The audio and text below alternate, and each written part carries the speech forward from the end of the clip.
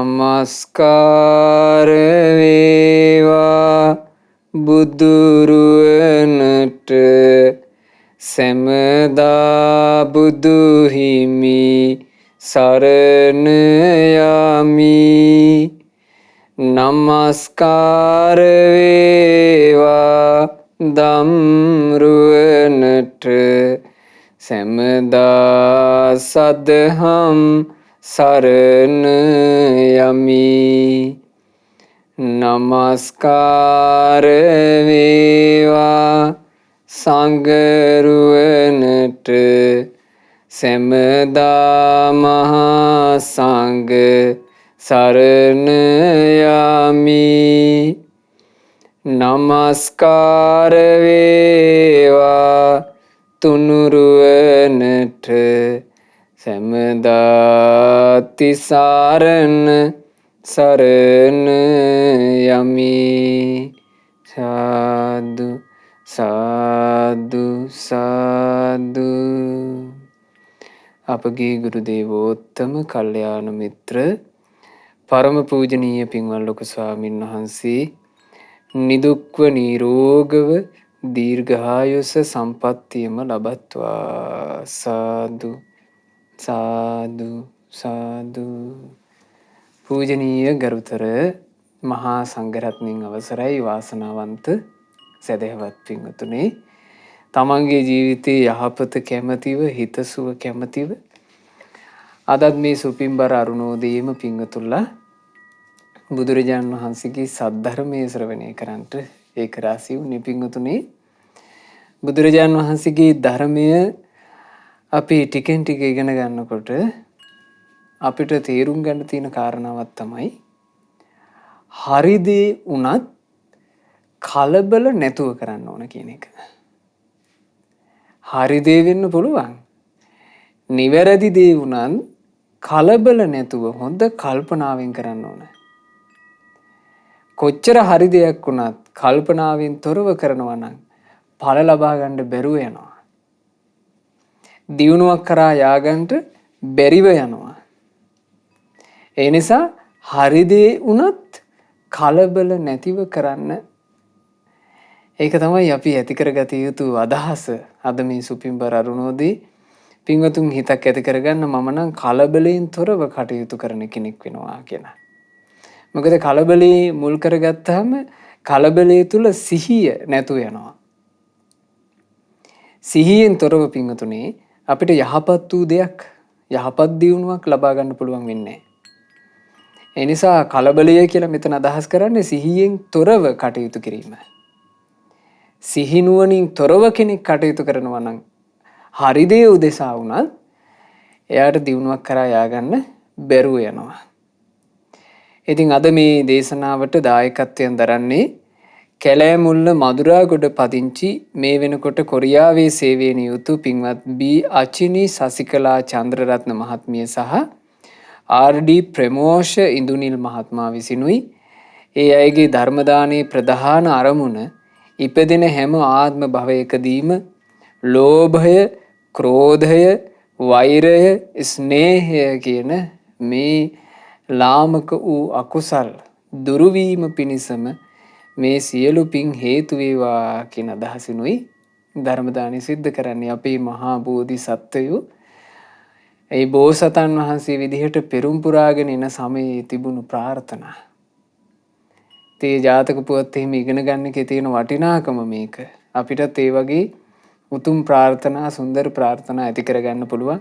අද ධර්ම දානය කරන පින්වතුන්ලා අග්‍රදානයේ වන ධර්ම දානය ලබා දෙන්නේ ඒ වගේ උදාර චේතනාවක් හිතේ තැන්පත් කරගෙන. පින්වතුනි, හරි දේ වුණත් කලබලයෙන් තොරව කළ යුතුයි කියන එක බුදුරජාණන් වහන්සේ ඉස්මතු කළේ ඒ කාලේ හිටපු එක්තරා භික්ෂුවකගේ කටයුත්තක් නිසා. ඒ භික්ෂුන් වහන්සේගේ නාමය අපේ දහම් පොත්වල සඳහන් වෙන්නේ පදාන කම්මික තිස්ස. මේ පදාන කම්මික තිස්ස කියන තෙරුන් වහන්සේ කරගත්ත හරි මේ කලබලේ නිසා කරගත්ත හරි නස්පැත්තියකින්දා තමයි බුදුරජාණන් වහන්සේට මේ කාරණේ ඉස්මතු කරන්න සිද්ධ වුණේ. ඒක උනේ ඔය පදාන කම්මික තිස්ස තෙරුන් වහන්සේ තවත් 500ක් යාළුවෝ එක්ක තමයි බුදුරජාණන් වහන්සේගේ ශාසනය පැවති වුණේ. එකටම යාළුවෝ 500ක් ඇවිල්ලා මහාන වුණා. සාමාන්‍යයෙන් ඒ කාලේ පින්වතුන්ලා කලක් තිස්සේ ධර්මය අහන පින්වතුන් විදිහට දන්නවා. ඒ කාලේ ඇතැම් අවස්ථාවල 1000 2500 ඔහොම පැවිදි වෙන්න ඇවිත් තියෙනවා. එකටම පැවිදි වුණා. පැවිදි වුණාට පස්සේ ඔන්න ටික කාලයක් ධර්ම විනය ගුරු ඇසුරේ ඉගෙනගෙන මේ ස්වාමීන් වහන්සේලා කතා වුණා දුර ඈතකට ගිහිල්ලා බණ භාවනා කරමු කියලා.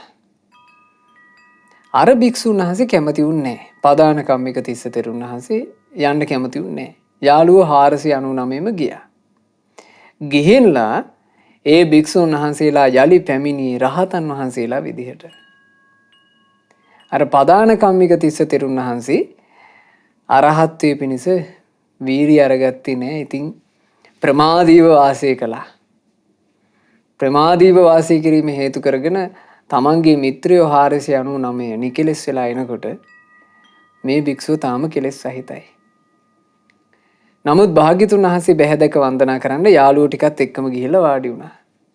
වාඩි වුණාමයි තේරුණේ තමන්ගේ මිත්‍රයෝ ටික ඔක්කොම මේ ශාසනයේ ඵල නෙලලා. තමුන් දාම ප්‍රමාදයි. එකපාර මහා බරක් ආවා හිතට. හිතට බරක් ඇවිල්ලා මේ භික්ෂුන් වහන්සේ මොකද කළේ?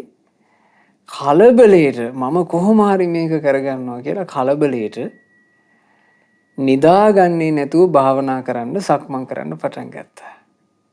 දැන් තියෙන්නේ කලබලේ. දැන් ධර්ම මාර්ගය ගැන විශ්වාසය හෝ තමන් හොඳට සිත කය වචනය පාවිච්චි කරද්දී සිහියෙන් කටයුතු කරන්න ඕන කියලා හෝ මේ දේවල් නෙමෙයි දැන් මේ භික්ෂුවගේ හිතේ වැඩ කරන්නේ. කලබලෙ මම මේක කොහොම හරි කරනවා. කලබලෙන් කටයුතු කරන්න ගිහිල්ලා අවසානයේ මේ රාත්‍රියේ දැන් නිදි මරාගෙන හුරුවකුත් නැහනේ. ප්‍රමාදයෙන් ඉඳලා එකපාර නිදි මරාගෙන භාවනා කරන්න පටන් ගත්තා. සක්මන් කරමින් ඉද්දි සක්මනේ නිින්ද ගියා. සක්මනේ ඇදගෙන වැටිලා මේ භික්ෂුවගේ කකුලක් කැඩුනා. ඒ කකුල කැඩිලා මහරෑ අයියෝ මගේ කකුල කැඩුනෝ කියලා ඕන්න කෑ ගැහුවා.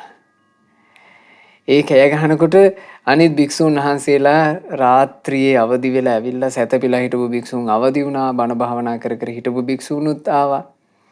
ඇවිල්ලා අනේ මේ භික්ෂුන් වහන්සේලා හැමෝම හරි කරදරයකටපත් වුණා මේ භික්ෂුවගේ අනුවන වැඩේ නිසා. ඕක මුල් කරගෙන තමයි බුදුරජාණන් වහන්සේ මේ හරිම දේ වුණත් කලබලයකින් තොරව කළ යුතුයි කියන මේ කාරණේ දේශනා කළේ. ඒ ගාථා රත්නේ අපට ධම්මපදයේ මග්ග වර්ගයේදී හමු වෙනවා.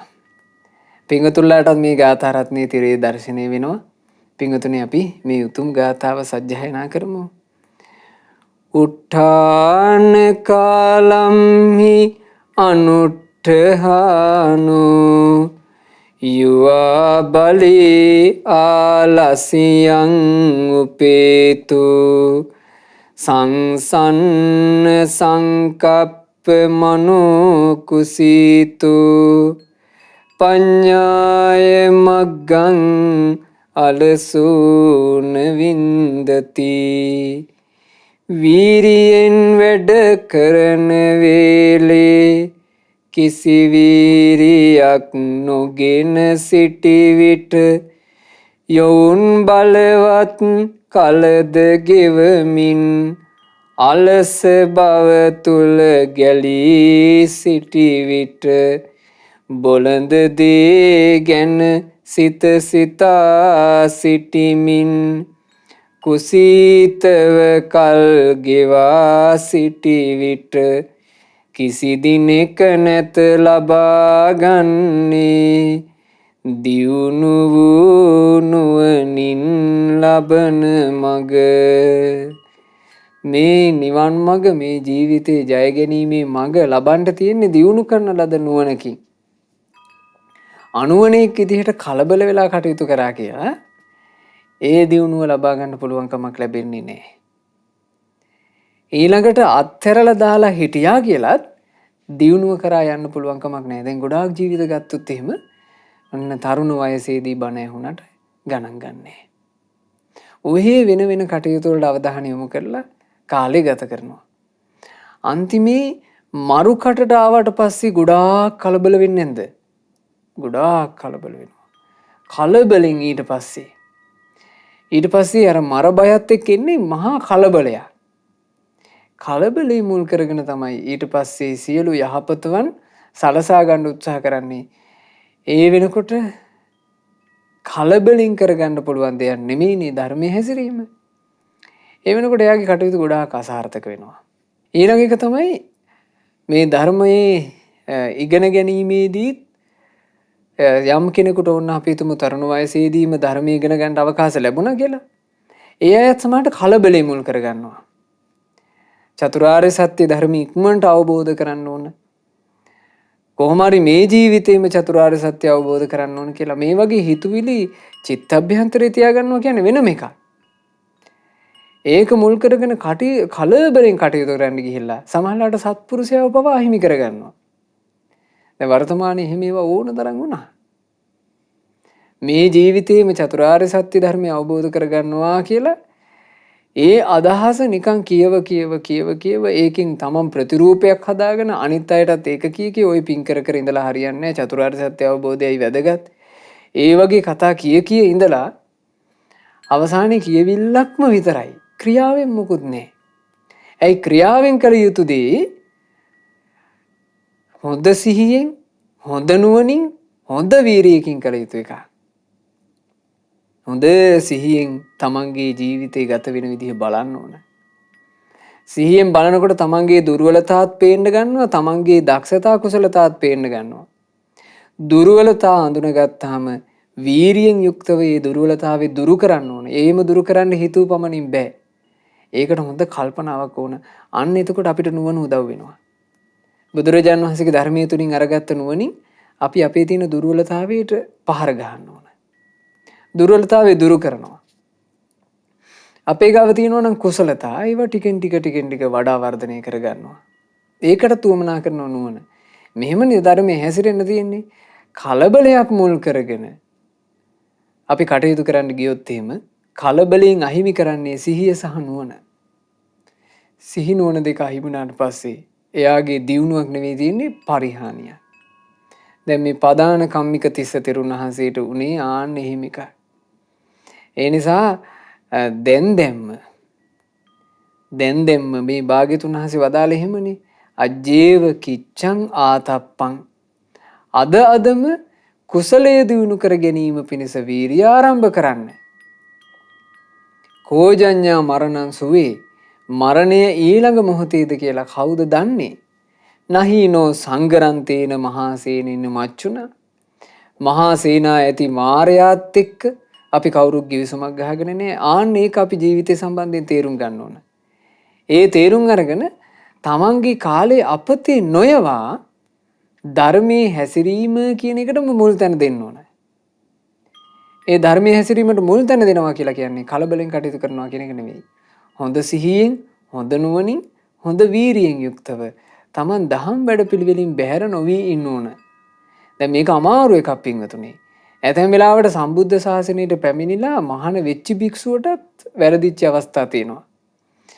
එක අවස්ථාවක අපේ ලක්කන මහතෙරුන් වහන්සේත් සමග මහා මොග්ගල්ලාන මහරහතන් වහන්සේ ගිජ්ජකූට පර්වතයේ ඉඳලා පහළට වැඩම කරමින් හිටියා. මේ වැඩම කරන් ඉද්දී මුගලන් මහරහතන් වහන්සේ එක තැනකදී සිනහවක් පහළ කළා. එතකොට ලක්කන තෙරුන් වහන්සේ අහනවා ස්වාමීනි මහා මොග්ගල්ලාණන් වහන්සේ ඔබ වහන්සේ සිනහ පහළ කළේ ඇයි? මට සිනහ පහළ කරන්න කිසි කරුණක් පේන්නේ නැහැ කිව්වා. එතකොට මුගලන් මහරහතන් වහන්සේ ලක්කන තෙරුන් වහන්සේට කියනවා ආයුෂ්මත් ලක්කනේනි දැන් විමසන්ට එපා ඔක මගෙන්. ඔක විමසන්ට ශාස්ත්‍රුන් වහන්සේ ඉදිරියේ මම බුදුරජාණන් වහන්සේ ඉස්සරහා ඔබට මේක තෝරලා දෙන්නම්. එතකොට භාග්‍යතුන් වහන්සේ ඉදිරියේ සවස් කාලයේදී ලක්කන තෙරුන් වහන්සේ මේ කාරණේ විමසුවා. අන්න ඒ වෙලාවේ මහා මුග්ගල්ලාන මහරහතන් වහන්සේ තමන් වහන්සේ දුටු දේ මේක අපි දඹදිව වන්දනාවේ ගිහිල්ලා ගිජ්ජකූට පර්වතේ බහිනකොට මේ කරුණු කාරණා අපට සිහිපත් වුණා පින්වතුනි. එදා ගිජ්ජකූට පර්වතයෙන් බහිනකොට මහා මොග්ගල්ලාන මහරහතන් වහන්සේ ওই රජගහනුවර අහසී කොච්චරනම් නොයෙක් දුක් විඳින සත්තු දැක්කද? සමහරවිට ඒ සත්තු අදටත් ඇති. නමුත් අද කාටවත් පේන්නේ කර්ම විපාක නිසා එච්චර විඳවන සත්වයෝ ඉන්නවා කියලා අද අපිට පේන්නේ. අපි දියුණුනේ. අපි දියුණුනේ නැති වුණාට ඒ කර්ම විපාක විඳවන සත්වයෝ එහෙම්ම විඳවනවා. බලන්න මේ ධර්මයේ තුලින් ශ්‍රාවකයෝ ජීවිත දැක්ක ආකාරය ගැන ඒකයි අපි සැදැහැ සිතක් පිහිටුව ගන්න ඕන. මුගලන් මහරහතන් වහන්සේ වදාරනවා ආයුෂ්මත් ලක්ෂණේනි මම දැක්කා එක්තරා ප්‍රේතෙක්. ඒ ප්‍රේතයා පුංචි ශරීරයක් තියෙන එකෙක් නෙමෙයි. ගව් 3ක් විතර විශාල ශරීරයක්. රජගහනුවර අහසේ යනවා. ඒ ප්‍රේතයාගේ ශරීරය ගත්තොත් සම්පූර්ණයෙන්ම මිනිස්සෙක්ගේ වගේ. නමුත් ඔහුගේ මුහුණ වෙනස්. මුහුණ ඌරෙක්ගේ වගේ. ඒ ඌරු කටින් වල්ගයක් වගේ දිග දිවක් එල්ලෙනවා. ඒ දිව හරි අසාමාන්‍යයි. දිගම දිගයි. ඒ දිව ආයුෂ්මත් ලක්ෂණේනි සම්පූර්ණයෙන්ම පණුවකින් පිරීලා. පණුව සිලි ගාලා මේ දිව කනවා. ඊටාම වේදනාවටපත් වෙලා අර ඌරු ප්‍රේතයා කෑ ගහනවා. මං ඔන්න ඕක දැක්කා. එතකොට භාග්‍යවත් බුදුරජාන් වහන්සේ වදාලා මොග්ගල්ලාණෙනි මම ඔය ප්‍රේතයාව දැක්කේ මීට බොහෝ කලකට පෙර. නමුත් මම මේ පිරිසට ඒක පවසන්න ගියේ නෑ. මොකද මේක කවුරු හරි කෙනෙක් අවිශ්වාස කළොත් එහෙම. ඒක බොහෝ කල් අයහපත පිණිස හේතු වෙන නිසා. මොග්ගල්ලාණෙනි දන්නවද ඔය කවුද කියලා? අතීතේ කාශ්‍යප බුද්ධ කාලේ භික්ෂුවක්. හරි ලස්සනට බණ කියන්න පුළුවන් කෙනෙක්. දහම් කතාව කර කර යනකොට එක්තරා හොඳ සුව පහසු මේ විහාරස්ථානයක බණක් මේ භික්ෂුවට බණ ආරාධනාවක් ලැබුණා. ඒ විහාරස්ථානයට වැඩම කරලා ඔන්න දායක පිරිසට බණ කිව්වා. බණ කියද්දි පේනවා දායකයෝ හොඳ සල්ලිකාරයෝ. ඊළඟට විහාරස්ථානෙත් හරි අගේ. ඒ විහාරස්ථානයේ ඒ වෙනකොට භික්ෂුන් වහන්සේලා දිනමක් වැඩ හිටියා. ඒ දිනම සමගියෙන් ඒ විහාරේ කටයුතු කරගෙන ගියා. ධර්ම කතික භික්ෂුවට ආසාවක් ඇති වුණා මේ විහාරේ තමන් සතු කරගන්න.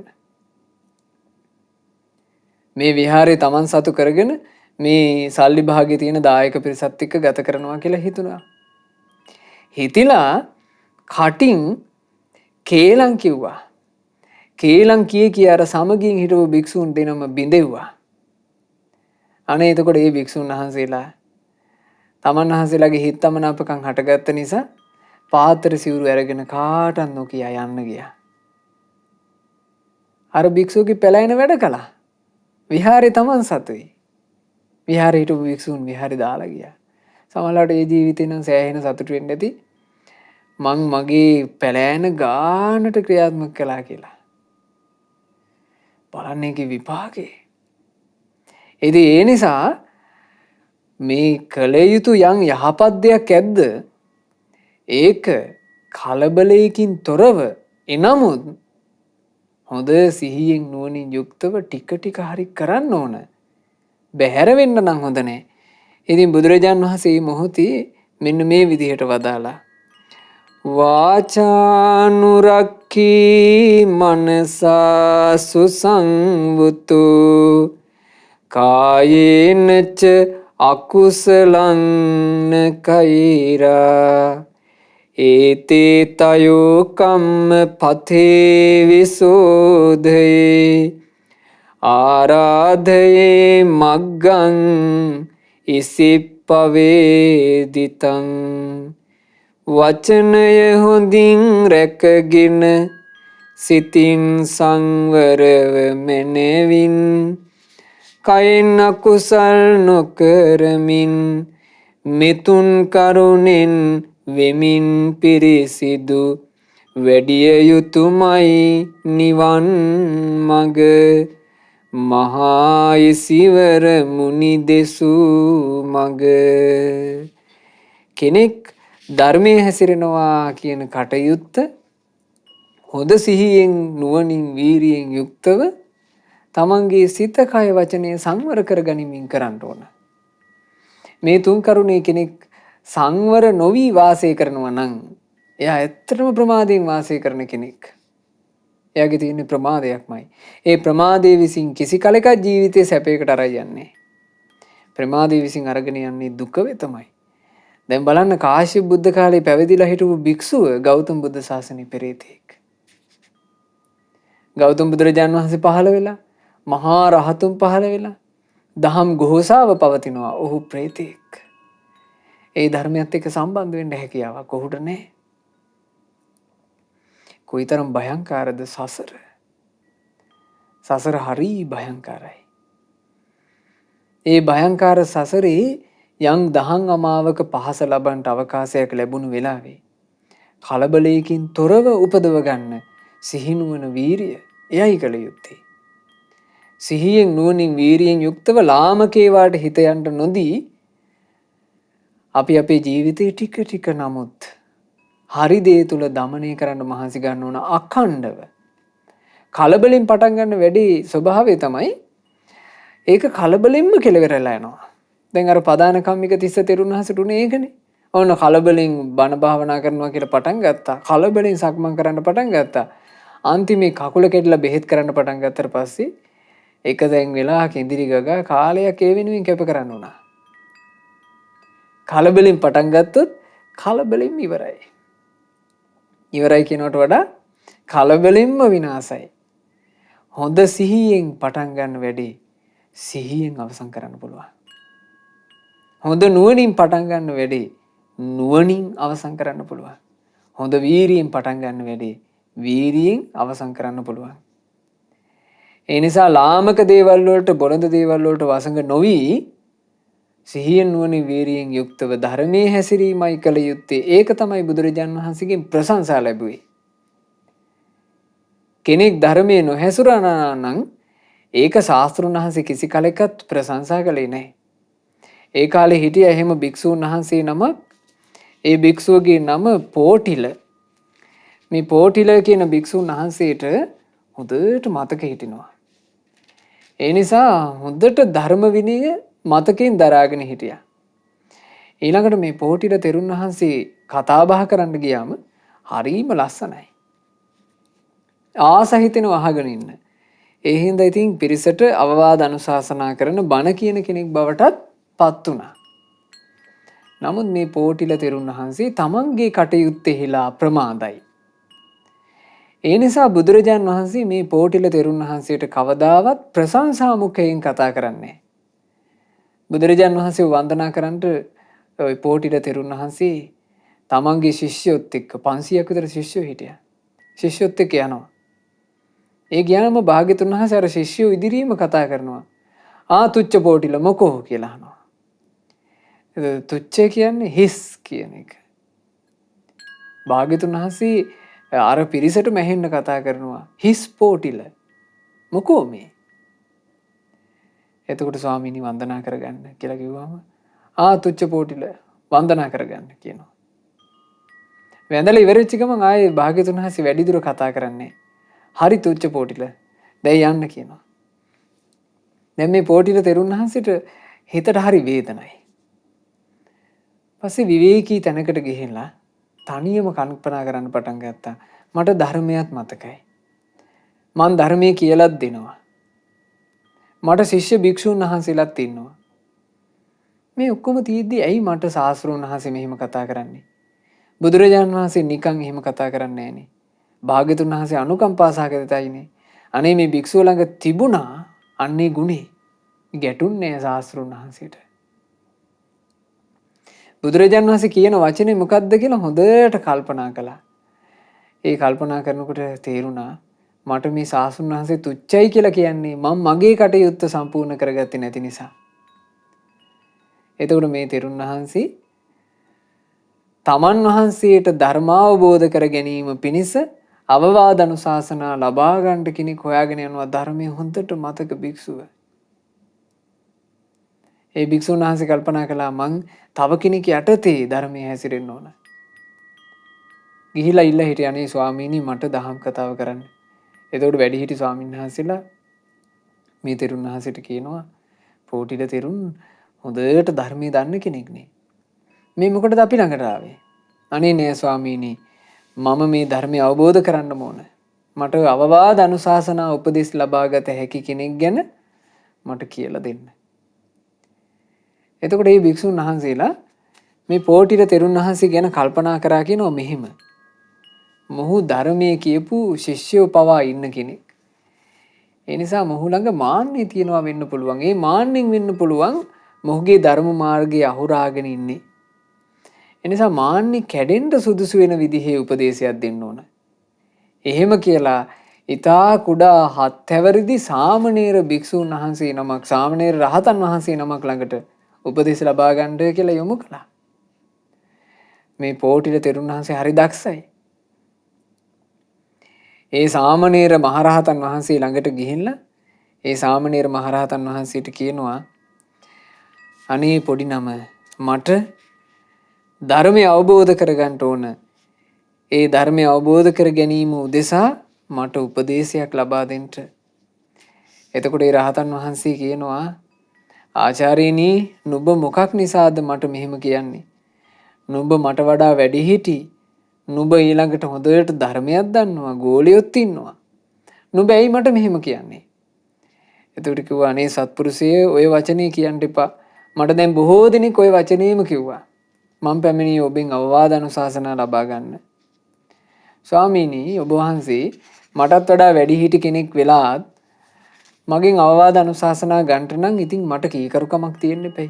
ඔබ වහන්සේට මං වෙනුවෙන් මොනවද කරන්න පුළුවන්?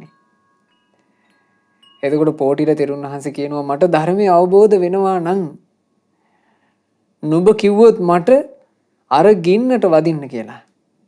මං ඒ ගින්නක් මැදට උනත් යන්න පුළුවන්. මං එහෙම කීකරු වෙනවා කිව්වා.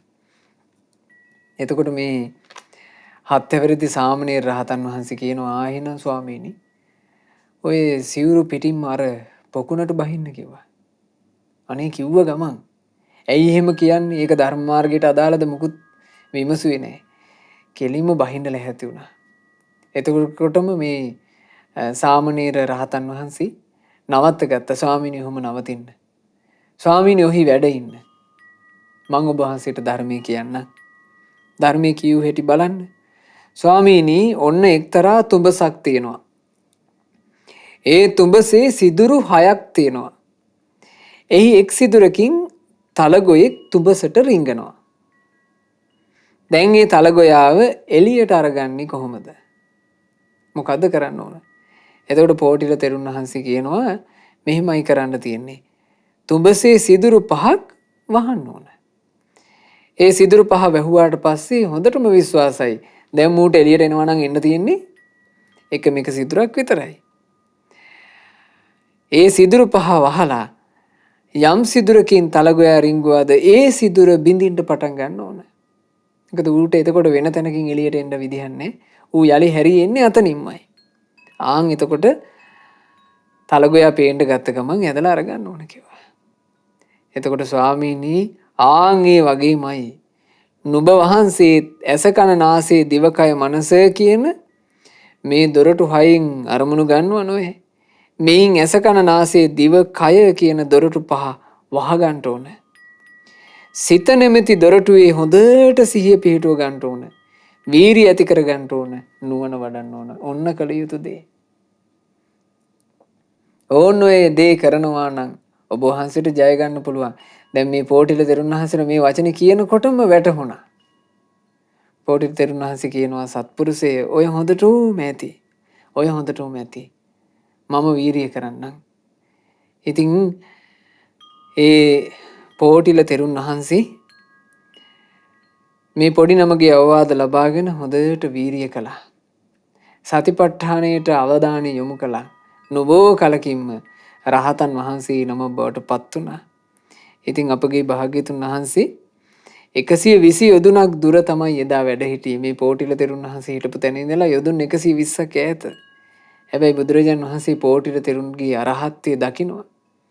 උන්වහන්සේ ළඟට ආලෝකයක් පතුරවලා මේ ප්‍රඥා සම්පන්න භික්ෂුව මේ අයුරින් නිවනේ පිහිටුවන්ට වටී කියලා බුදුරජාණන් වහන්සේ පෝටිල තෙරුන් වහන්සේට බොහොම ලස්සන ගාථා රත්නයක් ඇහෙන්න සැලැස්සුවා.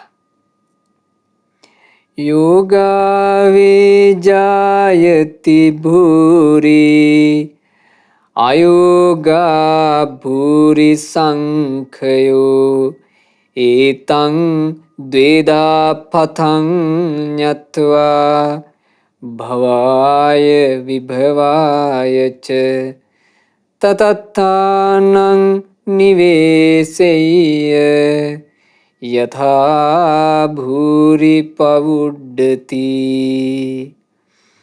සැබැවින්ම දහම තුල යෙදීමෙන් නුවණ වැඩෙන්නේ දහම තුල නොයෙදෙන විට නුවණ නැති වී යන්නේ.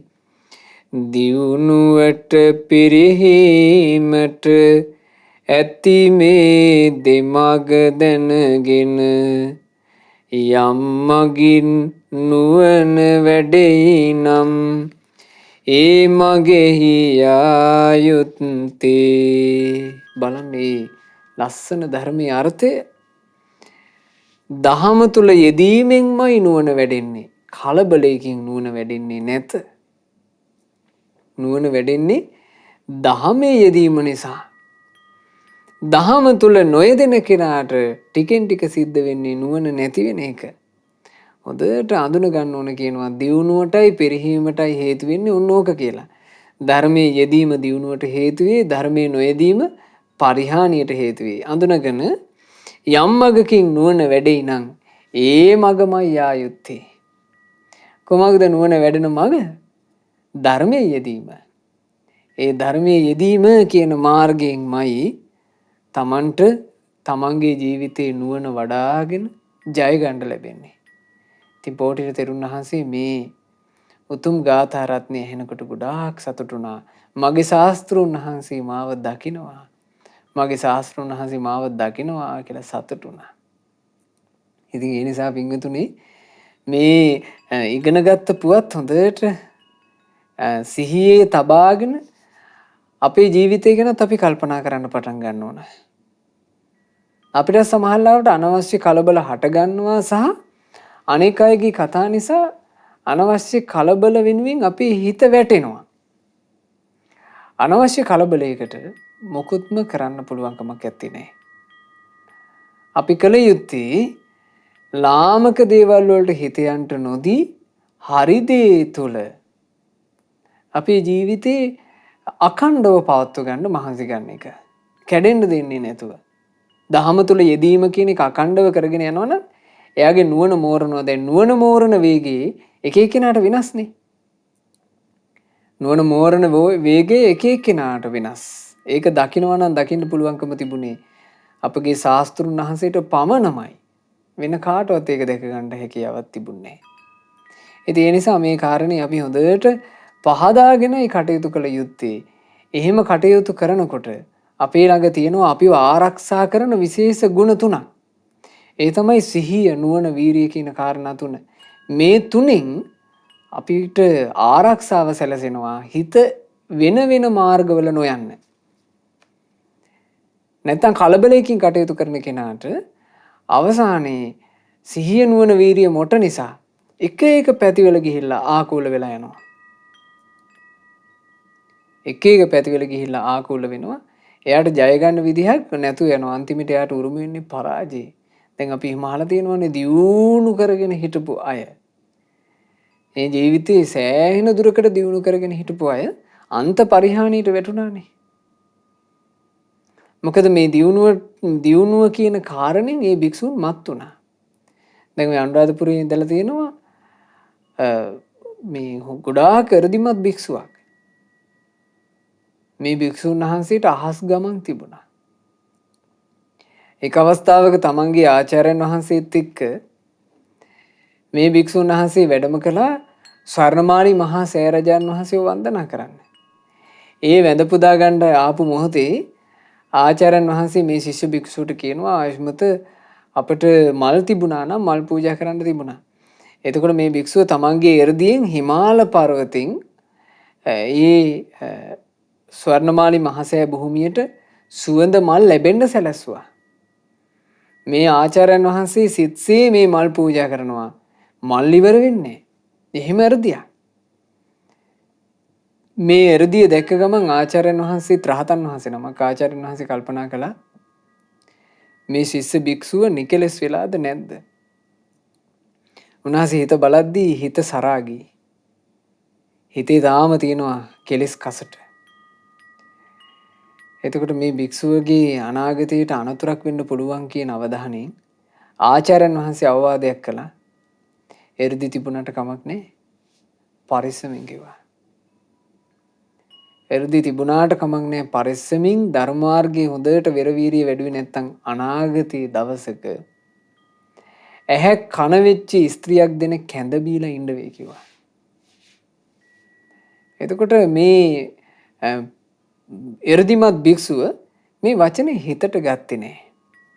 මේ වචනේ වැදගත්කම ගත්තේ නැහැ. දැන් පෝටිල තෙරුන් වහන්සේ බුදුරජාන් වහන්සේ තමන්ව ආමන්ත්‍රණය කරනකොට තුච්ච පෝටිල කියලා ඒක හිතට අරගත්තනේ. මේ භික්ෂුන් වහන්සේ මේක හිතට අරගත්තේ නැහැ.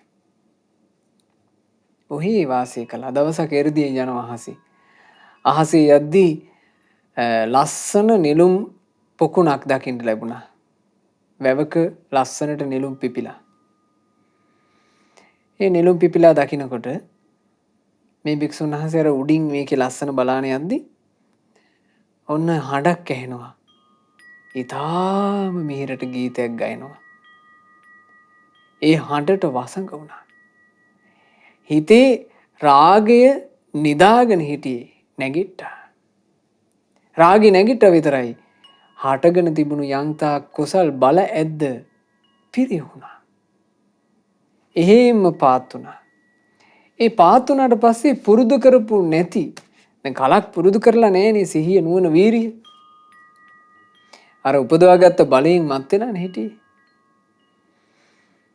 කලක් පුරුදු නොකරන ලද වීරියක් ඇති නිසා යලි වීරිය පිහිටුවා ගන්න බැරුව ගියා.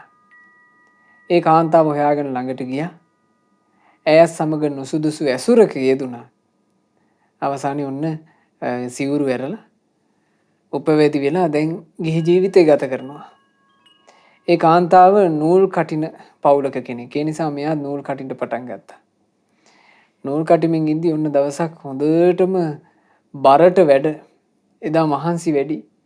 එදා බිරිඳ කැඳක් හදාගෙන ඇවිත් තියෙනවා. ඒ කැඳ එක හදාගෙන එනකොට ප්‍රමාද වුණා ටික.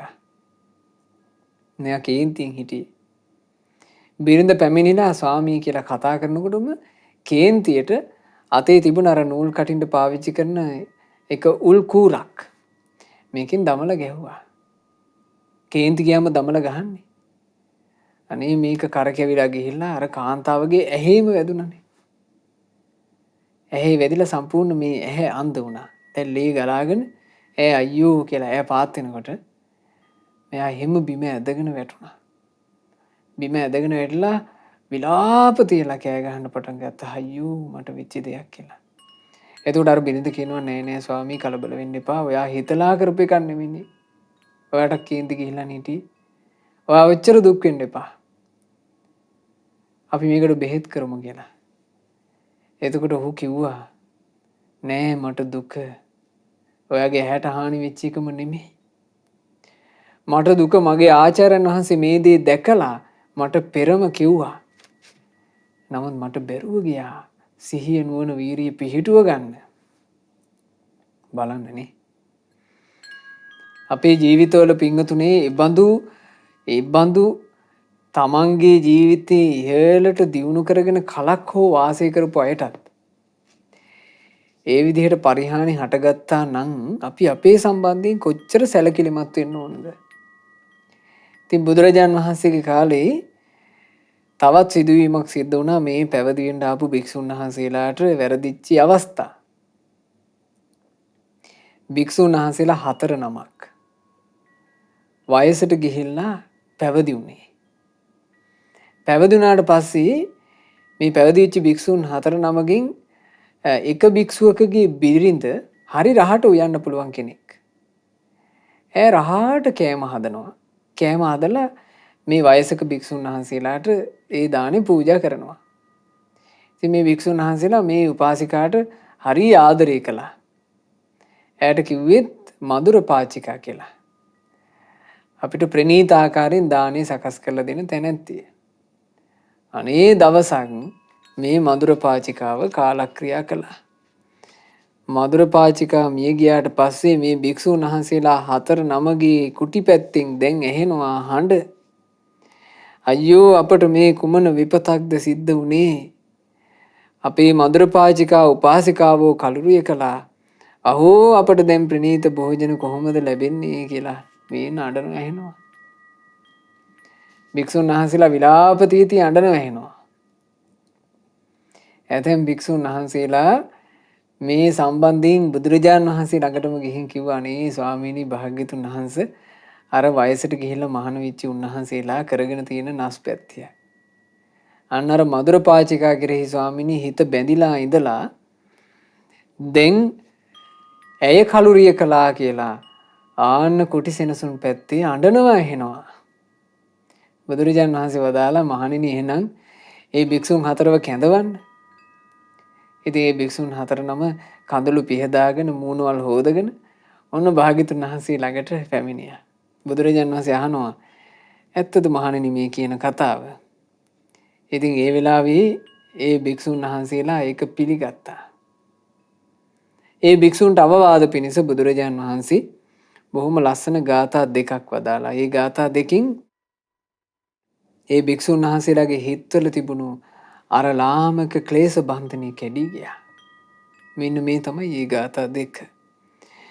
වනං චින්දත මාරුක්ඛං වනතෝ ජායති භයං චිත්වා වනංච වනතංච නිබ්බනාහෝත භික්ඛවෝ සිඳලව් මේ කෙලෙස් වනය පොළොවෙහි රුක් නොම සිඳලව් කෙලෙස් වනයෙන් බියම උපදී කුදු මහත් හැම වනය වනසා කෙලෙස් වනයක් නොමැතිව සතුටින් වසව් මහණෙනි. බුදුරජාණන් වහන්සේ අවවාද කළා ඒ භික්ෂුන්ට මහණෙනි ඔය කෙලෙස් වනේ කියන එක ඒක කපලා දාන්න ඕන.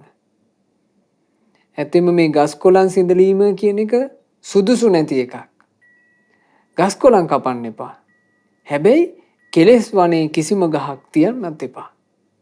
කෙලෙස් වනේ සම්පූර්ණයෙන් කපන්න. කෙලෙස් වනේ නිසා මහණෙනි බයමයි උපදින්නේ. ඒ නිසා කුඩා වූත් මහත් වූත් කෙලෙස් වනය සම්පූර්ණයෙන්ම සිඳලලා මහණනි සතුටින් වාසය කරන්න. ඔය දුක ඔක්කොම වැළඳගෙන තියෙන්නේ කෙලෙස් වනේ නිසා. සෙනෙහසින් බැඳී ගියා අර මధుර පාචිකාට. ඈ පූජා කරපු දානෙට බැඳී ගියා. අන්තිමේ තමන් මහණුනේ මොකක්ද කියලා අමතක වෙලා දැන් මధుර පාචිකා නැති වුණා කියලා අඬන්න පටන්ගෙන. ඒ නිසා මේ සෙනෙහස මුල් කරගෙන හටගත්තා වූ රාගය මුල් කරගෙන හටගත්තා වූ ලෝභය මුල් කරගෙන හටගත්තා වූ කෙලෙස් වනය කපා දාන්න කිව්වා.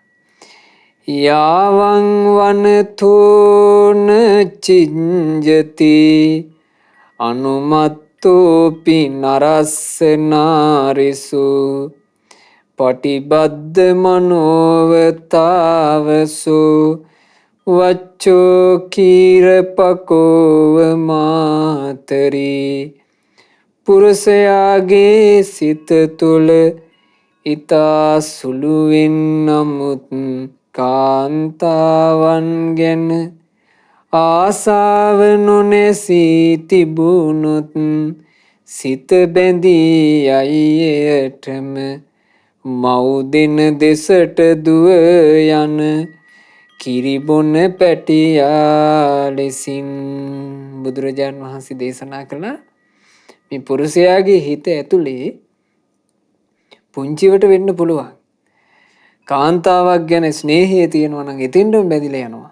දැන් මේ බන්ධනෙට හේතුව පින්වතුනි පුරුෂයාගේ හිත බඳින බන්ධන අතරේ කාන්තාවගේ රූප, ශබ්ද, ගන්ධ, රස, පහස තරම් වෙන එකක් නැහැනේ.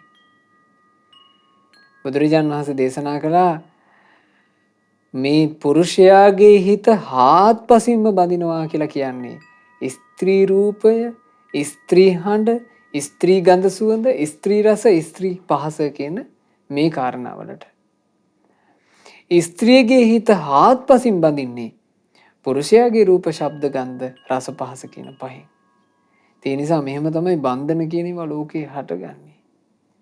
මේ හැම බන්ධනයකින්ම නිදහස් වීම පිණිසනේ මහා කාරුණික අපගේ භාග්‍යවත් බුදුරජාන් වහන්සේ සද්ධර්මයේ දේශනා කළේ. ඒ බුදුරජාන් වහන්සේ දේශනා කරපු උතුම් මිහිරි ශ්‍රී සද්ධර්මයේ මුණ ගැහිච්ච මේ මොහොතේ අපි අපේ හිතවල යම් අදහසක් ඇතුව යම් පැතුමක් ඇතුව ධර්ම මාර්ගයේ හැසිරෙනවාද? ඒ ධර්මයේ හැසිරීම පින්වතුනි අපි කළ යුත්තේ කලබලයකින් තොරව. හැබැයි කලබලෙන් තොර වෙනවා කියලා කියන්නේ ප්‍රමාද වෙනවා කියන එක නෙවෙයි. කලබලෙන් තොරවීම තේරුම් ගන්නට සිහියෙන් කටයුතු කිරීම, නුවණින් කටයුතු කිරීම සහ වීරියෙන් කටයුතු කිරීම කියලා. සිහියෙන් නුවණින් වීරියෙන් කටයුතු කරනවා නම් කලබලේ මගහැරී යනවා. ඊළඟට තමන්ගේ ධර්ම මාර්ගයේ වැඩපිළිවෙල එක නිමේෂයකටවත් අහිමි වෙන්නේ නැහැ.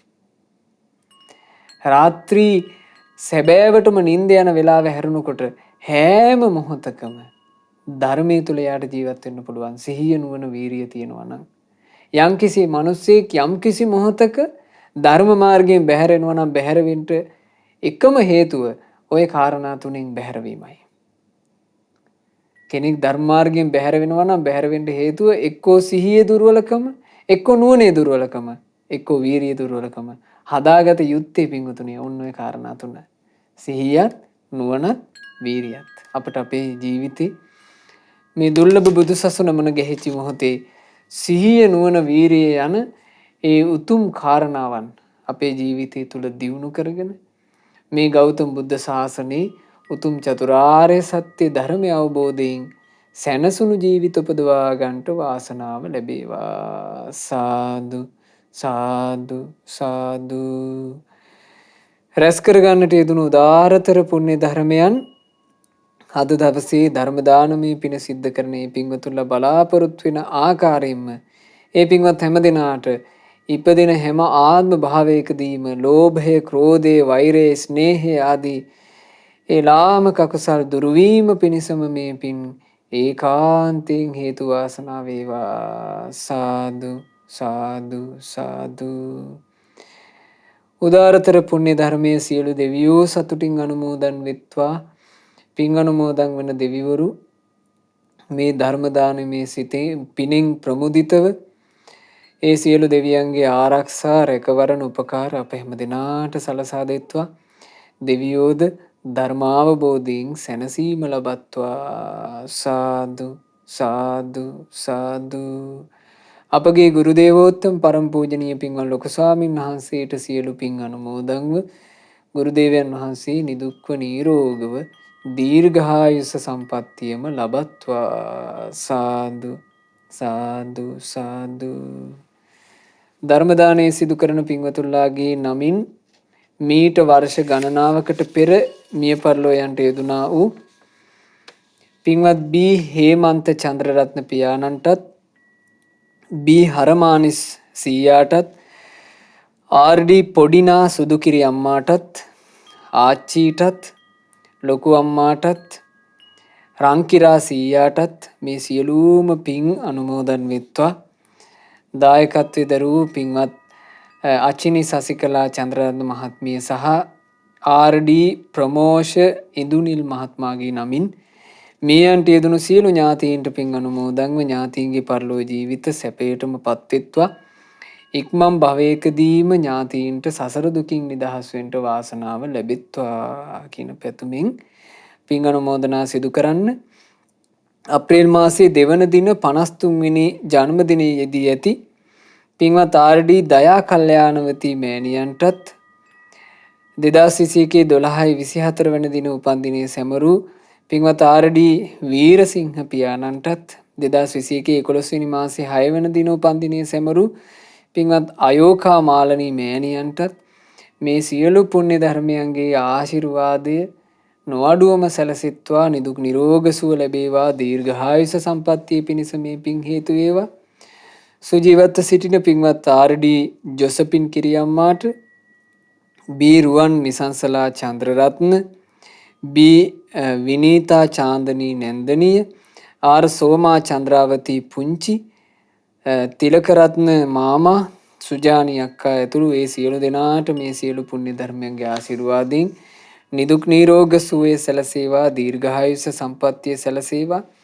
ආර්.ඩී. ප්‍රමෝෂ ඉඳුනිල් වීරසිංහ ස්වාමි පුරුෂයාට ඒ වගේම බී අචිනි සසිකලා චන්ද්‍රරත්න මහත්මියට අද ධර්ම දානය සිදු කරන ඒ පින්වතුන්ලාට කොරියාවේ සේවයේ නියුතුව ඒ පින්වතුන් කටයුතු කරන්නේ ඒ පින්වතුන්ලාට ඒ විදේශගතව කරන රැකී ආරක්ෂා කටයුතු කිසිම කරදරයකින් බාධාවකින් හිරිහැරයකින් පීඩාවකින් තොරව සුවසේ සැනසille සිද්ධ කරගන්නට අවකාශය සැලසෙත්වා රැකී ආරක්ෂා ආදිය දියුණුවටම පත්වෙත්වා ජීවිතයේ සියලු අභිවෘද්ධීන් සැලසෙත්වා ජීවිතයට යම් මේ පෙනෙන නොපෙනෙන කරදර බාධා ආදිය වෙත්නම් ඒ හැමදේම දුර වෙලා පින්වතුන්ලාට සැනසෙල්ලම උදා වෙත්වා. ධර්ම දානයේ සිදු කළා වූ ඒ සුපින්වතුන්ලා සියලු දෙනාටත් ශ්‍රද්ධා මාසික ධර්ම දාන සමාජික පින්වත් හැම දෙනාටත් ශ්‍රද්ධා කාර්ය මණ්ඩලයේ සියලු දෙනාටත් ඒ වගේම සුපින්වත් ඔබටත් කල්යාණ මිත්‍ර සත්පුරුෂ උතුමන්ගේ ඇසුරේ සුවසේ ගුණ ධර්ම දියුණු කරගෙන සුවසේ පින් රැස් කරගෙන මේ ගෞතම සාසනය තුලම චතුරාර්ය සත්‍ය ධර්මය අවබෝධ කරගන්නට වාසනාව ලැබෙත්වා. හැම දිනාටම තෙරුවන් සරණයි. නමෝ බුද්ධාය. මෙවැනි වටිනා ධර්ම දේශනා ශ්‍රවණය කිරීමට ශ්‍රද්ධා ඩේලි YouTube චැනලය සබ්ස්ක්‍රයිබ් කරන්න.